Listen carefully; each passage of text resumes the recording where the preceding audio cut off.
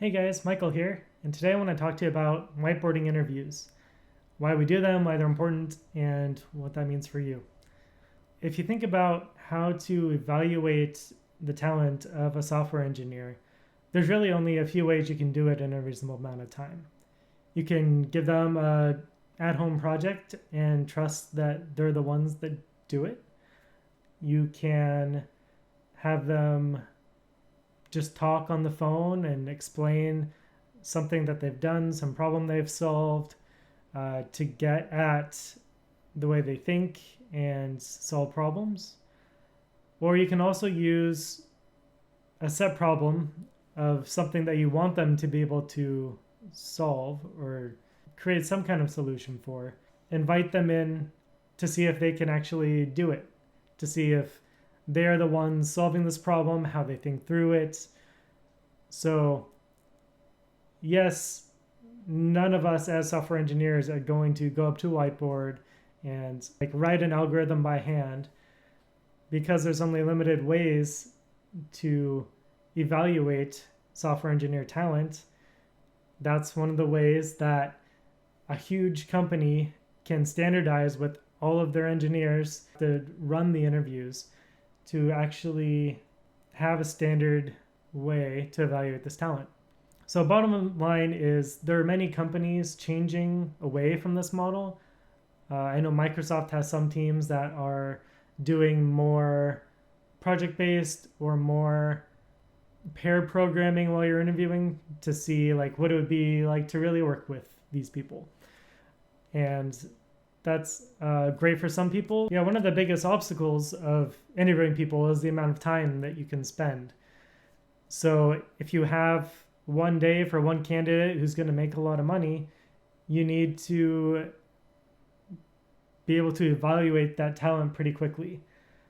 If you give them a 6-hour project, say, hey, take this thing from beginning to end, half of your candidates aren't going to do it. They're going to go somewhere else and get a different job, because that's a lot of trouble to go through unless you're finding the one job you really want. So another reason why companies will do whiteboarding interviews is because they know it's something that we've all forgotten since school or just don't do naturally, but they want to be able to see that we can learn it.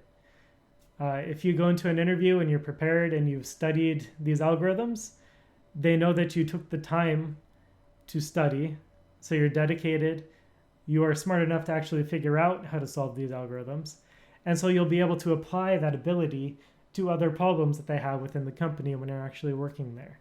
In the end, this is where companies are at least the big companies, and wherever a company is at, no matter the size, you have to meet them at where their interview is. You have to prepare for that interview for that company that you want. So in my experience, I've done a number of interviews, and I've done both Amazon and Microsoft. And so those will start off either with an online engineering test or a phone call. And that's really a screen. It's like, does this person do any programming? Can they get over the initial hurdle of just passing syntax and getting a project in, really?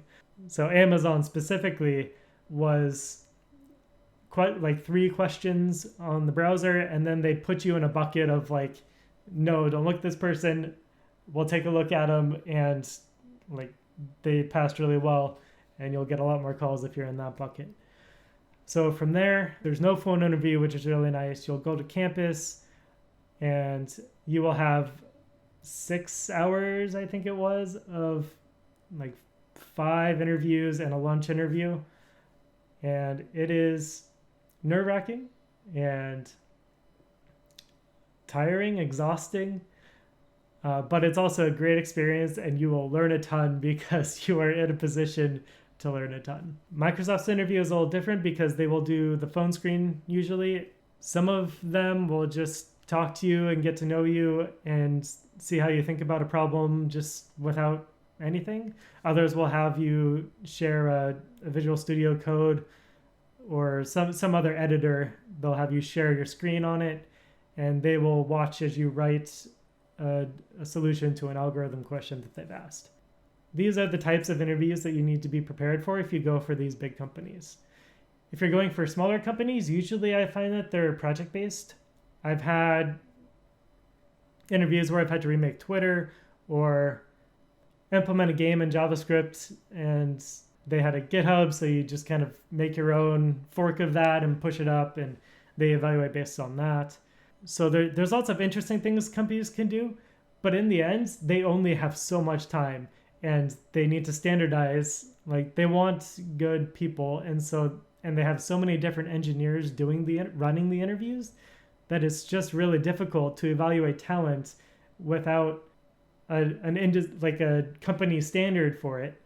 And the easiest company standard way to do stuff is give them an algorithm problem and have them go up to Whiteboard and solve it. There is a lot of things you lose with Whiteboard. You don't get to actually run the code, so you don't know how they would actually solve bugs that would occur, whether it be syntax errors or logic errors. You just kind of have to work together and with the interviewer to think about what could go wrong in these problems, which is a little bit different than actually solving a bug. And when I say you want to study while doing whiteboarding, I mean you want to study. Depending on the last time you touched your algorithms and everything, you want to put aside months. I've been working in my position for 8 years before I started trying to go to Microsoft, and my algorithms were rusty. When I say rusty, I mean I had no idea what I was doing. So whether or not you agree with whiteboarding interviews or are willing to do them, if a company is using whiteboarding, you're going to need to be able to do it if you want to work for that company. That being said, there's so many good companies that you will never need to do this for. You don't need to be able to solve these algorithms for. All you need to be able to do is prove that you have the abilities that you say you do, that you've built this web app and released it to a store, and they'll evaluate your talent based on that. So I'll be making another video about the algorithms themselves, how to study for them, what to prepare for. I'll go more into depth about the interview process and what it takes to get into these big companies, because it's really interesting, and it's interesting how they evaluate talent. It's interesting how these loops work for these interviews, what an on-site looks like, what a phone screen looks like. One thing you definitely want to do is practice whiteboarding at home or even at a school. Whatever has a whiteboard, you need a whiteboard to practice on.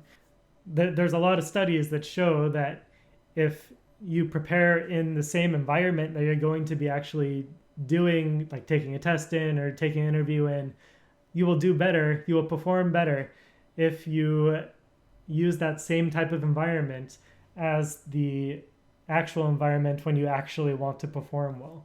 Other things I'll talk about are offers, what it looks like to get that offer, to joining a team, what it looks like to move companies, what it takes to offboard from a company.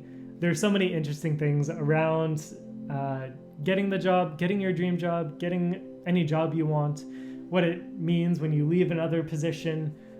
Just so interesting and so many areas to cover. So I'm really excited to have you guys with us. So I'll be covering what studying looks like in later videos, and I'm excited. I really hope this helps you guys, helps you gain some confidence, know what to expect when you're applying at big companies. And yeah, I am looking forward to this. If you like this video, like and subscribe. I'll be doing more, and I will see you next time.